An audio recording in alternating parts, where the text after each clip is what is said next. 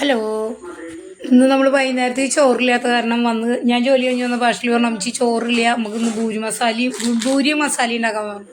അങ്ങനെ ഞാൻ വേഗം ഗോതമ്പ് മാവ് എടുത്ത് വേഗം കുഴച്ച് കുറച്ച് നേരം അത് മൂടി വെച്ച് അതിൻ്റെ ഇടയിൽ ആഷ്ലി സബോള, ക്യാരറ്റ്, തക്കാളി ഇത് നമ്മൾ വേറെ മക്രോണി ഉണ്ടാക്കാൻ വേണ്ടിയിട്ടാണ്. ഇത് നമുക്ക് ഉരുളക്കിഴങ്ങിലേക്കുള്ള സബോളയാണ് കേട്ടോ. അപ്പോൾ ആദ്യം നമുക്ക് ഭൂരിയും മസാല ഉണ്ടാക്കാം. അതിന് ഉരുളക്കിഴങ്ങ് ആഷ്ലി ഇതേ വേവിക്കാൻ വെച്ചു.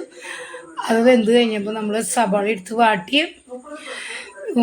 ഉരുളക്കിഴങ്ങ് പുഴുങ്ങിയത് അതിലിട്ട് നല്ല ഉരുളക്കിഴങ്ങ് മസാല ഉണ്ടാക്കിയിട്ടാണ്. അങ്ങനെ ഭൂരി മസാലയിൽ നിന്ന് നമുക്ക് രാത്രിയിലത്തെ ഫുഡായിരുന്നു. സൂപ്പറായിരുന്നു. അര പാക്കറ്റ് ആയപ്പോൾ ഒരു 10-20 ഭൂരി എല്ലാവർക്കും വയറ് നിറച്ച്. ജോസേട്ടനും സന്തോഷമായി. ജോസേട്ടനും ആ സാധനം തന്നെയാണ് കഴിച്ചത് കേട്ടോ. പിന്നെ നമ്മൾ മറ്റേ മക്രോണിക്കാണ് ക്യാരറ്റൊക്കെ അരിഞ്ഞ് വെച്ചിട്ടുണ്ടായിരുന്നത്.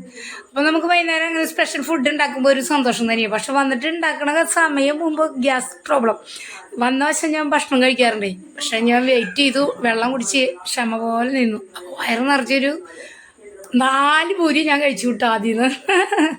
സന്തോഷമായി. അത് കുറേ നാളെ എന്ന് രാവിലെ ഭക്ഷണം ഉണ്ടാക്കും. ഞാനാകെ 2 എണ്ണം പാത്രത്തിലാക്കി പോവുള്ളൂ ഗൈസ്. എനിക്ക് കഴിക്കാൻ സമയം കിട്ടാറില്ല. അപ്പം ഞാൻ ആഷ്ലിയോട് പറഞ്ഞു ഇന്നാണ് അമ്മച്ചി ഇക്കണ്ട പലഹാരം എന്ന് രാവിലെ ഉണ്ടാക്കുന്നത് കഴിക്കാണ്ട് വൈകുന്നേരം ഉണ്ടാക്കിയപ്പോഴും അമ്മച്ചി വയറ് നിറച്ച് കഴിച്ചേടിയെന്ന് പറഞ്ഞു. അത് ശരി അമ്മച്ചി പറഞ്ഞതെന്ന് പറഞ്ഞിട്ട് അവൾ എന്നെ